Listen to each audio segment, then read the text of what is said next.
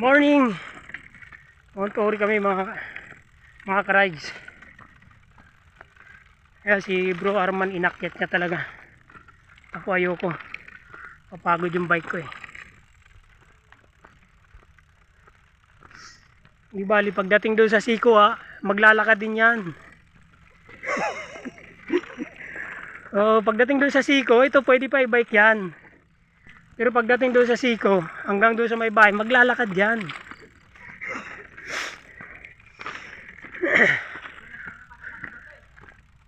Ako nga, kung hindi nga lang niya ako pinag-video, ahunin ko yan eh.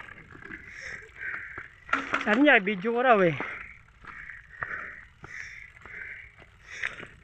Saka naawa lang ako sa bike ko, napapagod. Kaya tuloy yan, nagtutulak ako.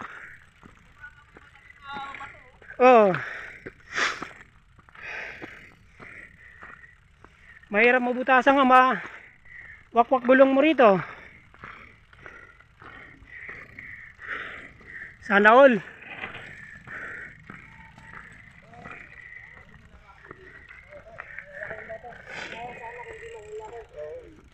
Di okay lang basta. Malapit na po. Malapit na rin ako hingalin. Parang mas mahirap pa yung inahon ko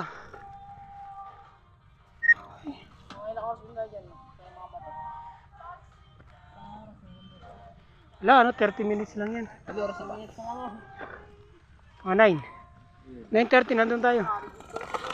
Lakad lang. Tara. 30? Oo. Balik na tayo.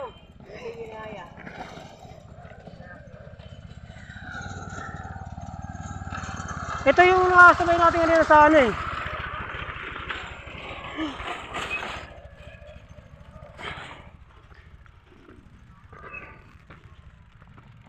Yan bikeable yan. Pero ako hindi. Maglalakad lang ako.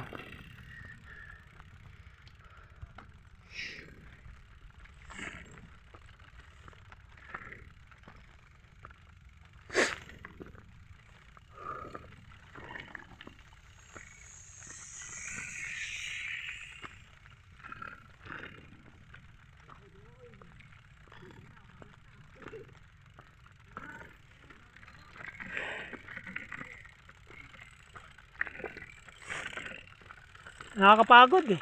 Pagod, mabato. Hindi, saka may matalas kasi yan, kaya mahirap din eh.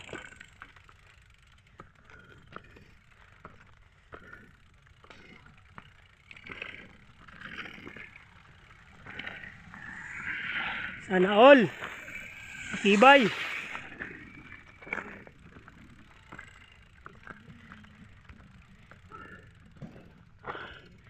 Sayang, di nakuhanan no?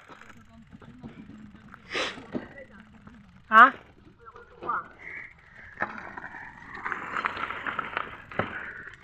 Ayaw niya magtulak. Naawa lang siya sa bike niya. Pagod daw yung bike eh.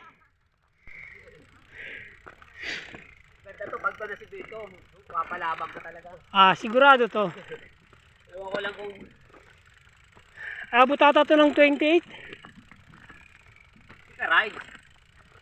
Baka doon pa lang tulak na yan. Yung... Mas maganda pa rin yung snake road kaysa dito. Snake road. Wala eh. Hindi gaano mabato eh. Ay, libak lang siya pero walang mga buga dito kalalaki.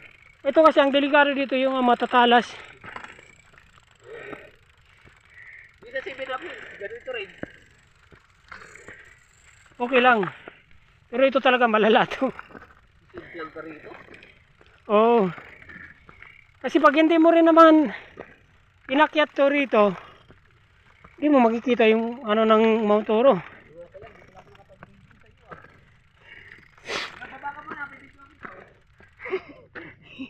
Videoan mo na lang. Kapagod. Ito talaga guys yung pagpapunta kang Mount Oro. Depende lang kung talagang matibay ka. Nasa iyo na yan. Pero kung pakikinggan mo advice ko, mas maganda siguro wag na. Lakarin mo na lang gaya ng ginagawa ko.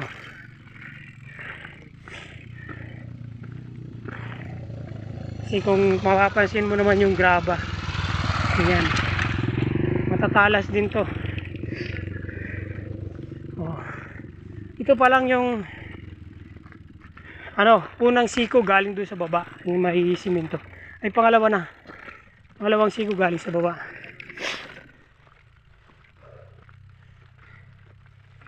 Hanggang na to, hanggang taas. Walang ibang choice kundi lakarin talaga.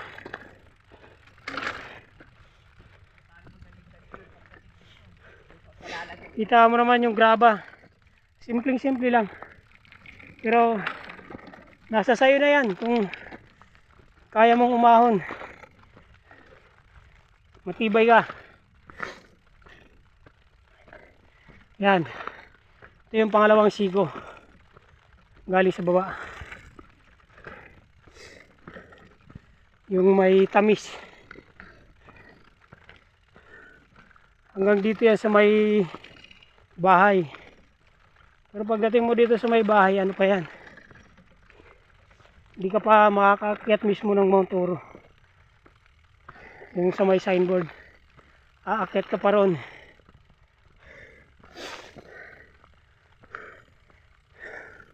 Sila inaahon nila yun. Pero ako, okay lang, di baling mahina. At least, malakas na marunong kumain. Yeah.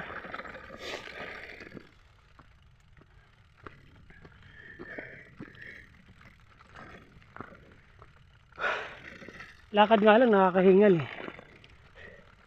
Idalhin pa kaya. Ayan, tinan mo mga kasabay namin, mga nagbabike. Lakad talaga to dito.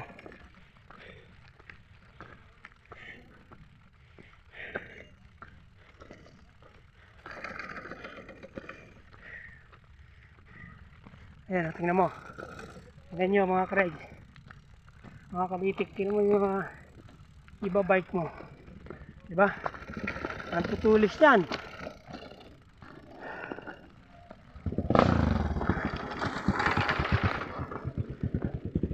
Kaya kung usapang ahon lang, lakarin ko na. Ayan o, si Arman. Di pa pagod yan. Naawa lang sa bike yan. Yan o, naawa lang sa bike yan. Bagong linis to. Pero kaya may tsura, oh. Parang ng pulubi.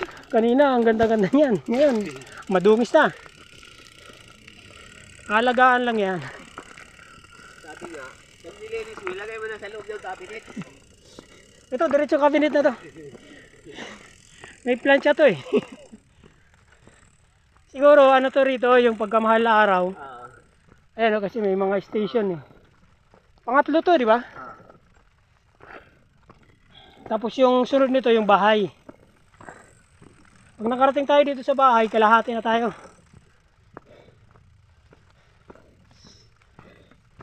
Yung bahay dito eh. Mag-isa ka lang yung umakyat rito? Oo. Tsaka gutom ka talaga.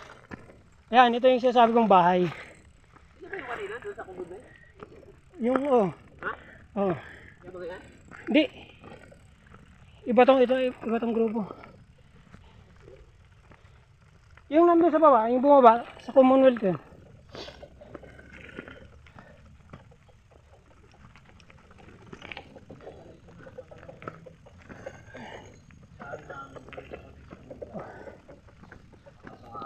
Hoy, may kaput po tayo. Yan.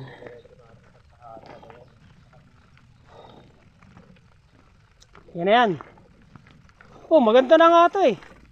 Nung pumunta ako rito, biyak to eh. Yung parang may butas sa gitna yung ayan na yan oh. Tapos Diyan yung tindahan, di ba? oh, yan yung akit. Una kasi hindi ko inakit yung bike ko. Eh, pwede naman pala iakyat. Pwede. Hindi ko na kaya. Yung dulo na ito, kuya, saan napapunta? May ano yan, tagus lang? Wala. Bundok pa rin yan. Ang tago sa Bulacan, yung doon kabila. Yung sa may arko kanina. Ingat tay!